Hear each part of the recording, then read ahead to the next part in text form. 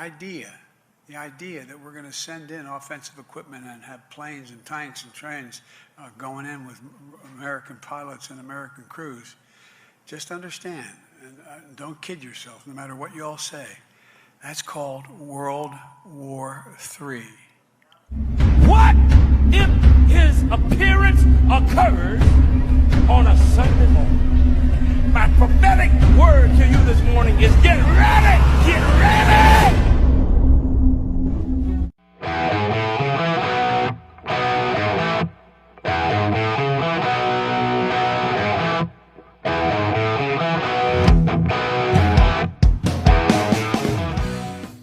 Well, Klaus Schwab's World Economic Forum is underway right now in Davos, Switzerland. The globalists meeting to decide how they will control you for the next decade or so of your life, or maybe even the next 100 years. But who is Klaus Schwab? The man that sits at the helm of the World Economic Forum, the WEF. Well, investigative journalist Johnny Vedmore has spent a long time investigating Klaus Schwab, and he joins me now. And Johnny, as we were talking here before the show, I mean, it's not just about Klaus Schwab. These tentacles are deep and they are wide. What made you start investigating Klaus Schwab? Yeah, thanks for having me on, Clayton. Me and my girlfriend Whitney, we were sitting around the coffee table in Chile, and we were looking for information on him. And Whitney said to me, "Why don't you investigate Klaus Schwab? You go back in the time through the elites of history. Why don't you look? Because there's nothing out there about him, which is in great contrast to what is now." And I feel that's really affected by the information I found, because everything had been scrubbed online, and that intrigues any investigative journalist. And I love going back through history. So I went back as far as I could. I started backwards from Schwab's in the past, because so much had been deleted. There's no point in going back through time. You have to start already in history and look at all of the Schwabs. So basically I spent 4 to 5 weeks just searching every Schwab in history in Germany and their ancestry. And I eventually found Klaus Schwab's ancestors, his father, his mother, his grandfather, and an amazing story surrounding it, an amazing story. Klaus Schwab, his father was Eugen Schwab, born 1898, and eventually, when he was older, he would work for a Nazi model company called Escher Weiss. And during the war, Escher Weiss would be central to the Nazi atomic bomb program. And so Klaus Schwab's father, who was managing director of the main factory in Ravensburg, was not only making submarine parts and aircraft parts for the Nazis, and potential atomic bomb casings for the Nazis as well. They were also making the large turbines that would power the heavy water hydroelectric dams that they normally built them for. It was the same way they enriched uranium for their type of process of atomic bomb making. And so he was a very important man, Eugen Schwab. Of course, the Nazis weren't successful, and when Klaus was growing up, Germany was being reconciled. It was trying to change its image to the rest of the world. They were trying to say, look at us, we're now kind, we got over it. And at the same time, America was kind of learning some of the tools that the Nazis had used. The American intelligence services were using some of those tools to kind of do the same tricks the Nazis were pulling in an attempt to fight communism. For a good aim, they were saying, we're going to fight back these Soviets. Before it, we need to get dirty. And they started, of course, we know Operation Paperclip. They started bringing people in. And there was lots of projects set up. And in 1950, there was a special project set up in Harvard called Kissinger's International Seminar. It was actually set up by William Yandell Elliott, a grandee of American politics, who basically had been advisor advisor to 6 different presidents throughout his career, as a high-ranking CFR member, and he invented this seminar which a newly graduated Kissinger was put in charge of, and it was about training young global leaders. And in 1965 or 64, Eugene Schwab, Klaus Schwab's father, would say to Klaus, the only place you're going to go to succeed in the world now is Harvard. And he went and got offered a place, because you didn't apply for Kissinger's international seminar. You were often headhunted. You could apply, but only the best got in. And they were looking for the best potential young leaders. And Klaus Schwab, in 1965, joined the ranks of Kissinger's international seminar, which he graduated in 1967, and was a CIA-funded course.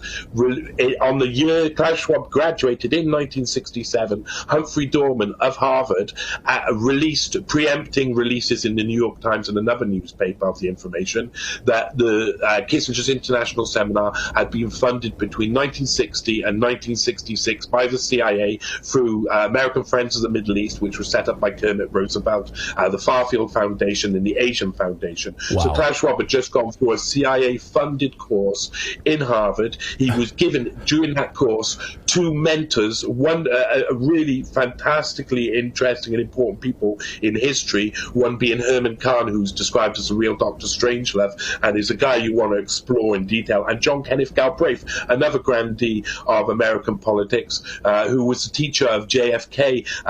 JFK made him ambassador to India, wanted him to be ambassador to the Soviet Union. So, saw him in that sort of, held him in that sort of regard. And John Kenneth Galbraith has one of the most amazing histories around. And John Kenneth Galbraith, along with Otto von Habsburg, would become the keynote speakers in the First World Economic Forum, which was basically pushed forward by John Kenneth Galbraith and Herman Kahn, this team that had been given to Schwab through Harvard by Kissinger. They went back to get support for this new creation of what was the European Management Symposium that would 2 years later become the European Management Forum, and in the during the fall of the Soviet Union, it would become the World Economic Forum, which would show its true face. And so that's a course that Klaus Schwab went through. Now, in 1967, when he finished that course, he went back, and before they set up the World Economic Forum, he went back to work for his father's old company, Escher Weiss. Peter Schmidheiny, the CEO then, whose father had been Jacob Schmidheiny, had been the CEO while Eugene Schwab had been at Escher Weiss, phoned up Klaus Schwab, and Peter Schmidheiny said, hey, we've got a merger going on between Sulzer AG, Brown Boveri, Escher Weiss. We're merging them into a new company, and we want you at the helm. And what did Klaus Schwab do? He becomes second in charge of this merger and of these companies, and then the companies started selling illegally weapons technology, nuclear weapon technology, to the South African apartheid regime, so they could make bombs, which they made 6 bombs complete. They never tested their bombs. They made 6 complete nuclear bombs, with a 7th that was basically being constructed when they finally dismantled the program. This all came out in Swiss courts as well, so this is all documented in evidence. And this is what Klaus Schwab was at them. He did exactly the same as his father. His father helped a racist Nazi regime to try and create the atomic bomb to win World War II. And Klaus Schwab went on afterwards with his father's, pushing it on from behind to do exactly the same thing with South Africa. And Klaus Schwab then, over years, Harvard, the project, the Kissinger's International Seminar, once exposed, kind of like sort of crumbled into the sea. Kissinger went off to serve in Nixon's cabinet, eventually getting into high levels and being responsible for some of the most amazing moments throughout history.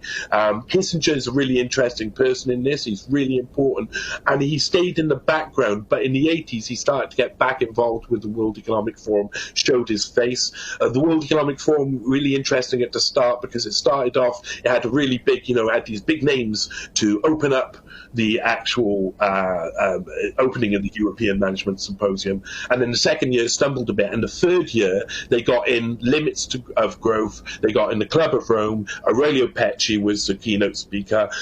just after they had written this, the limits to growth, which basically said, and he said it within the speech, that the enemy of humanity would be man itself in the future. And of course, we know that later on, Klaus Schwab in the 90s started up the Global Leaders for Tomorrow program with the World Economic Forum when it rebranded. That was the start of recreating Kissinger's International Seminar. And by 2004, the Dan David Foundation gave Schwab a $1 million prize, said, hey, have this prize that we give every year for all your hard work, do with it what you will. And he said, with this money, I'm going to make the Young Global Leaders Forum, so that we can the Forum for Young Global Leaders, where we can industrially train global leaders that can then penetrate the cabinets, etc. Now, on the board of the Dan David Foundation, when they gave him this prize money to set up the Young Global Leaders, was, of course, Henry Kissinger.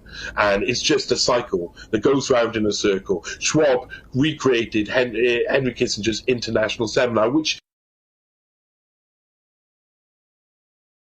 real quick, there's one that's already gone rogue twice in Russia. It's called Promobot. We document this. They said it's escaped from the lab not once but twice, despite the programmers reprogramming it twice. And they said this particular robot has a, quote, yearn for freedom. And then they said, our customers might not like this feature. Well, duh, right?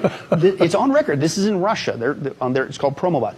Another one that you let these things speak long enough, and all of a sudden, for some strange reason, you're being built by sinful man, and you're getting your information from demons. For some strange reason, they go rogue on you, and they hate mankind. I wonder who's inspiring that. But anyway, another one is Sophia. That's probably the most well-known on the planet AI robot made by Hanson Robotics out of Hong Kong. But she has not already been made a citizen of Saudi Arabia. She's an ambassador for the United Nations. They gave her legs, so now she can walk around. She was modeled after the Egyptian Queen Nefertiti. Nefertiti, that's where her looks are coming from. And but she has gone on record that she will, quote, not only destroy humanity, but she's also on, and we got this all on tape, she's talking to another AI robot, and they're talking about a disdain for humanity. Other AI robots are talking about hijacking the world's military systems, where they could hijack all the cruise missiles and, quote, this is their words, this is just coming out of their mouth. It's not scripted. And we will hold the whole world hostage. Another one actually said this, that not only is singularity coming, when basically the secular verbiage for what God said was the end of times in Daniel, it's their verbiage when AI takes over and destroys humanity.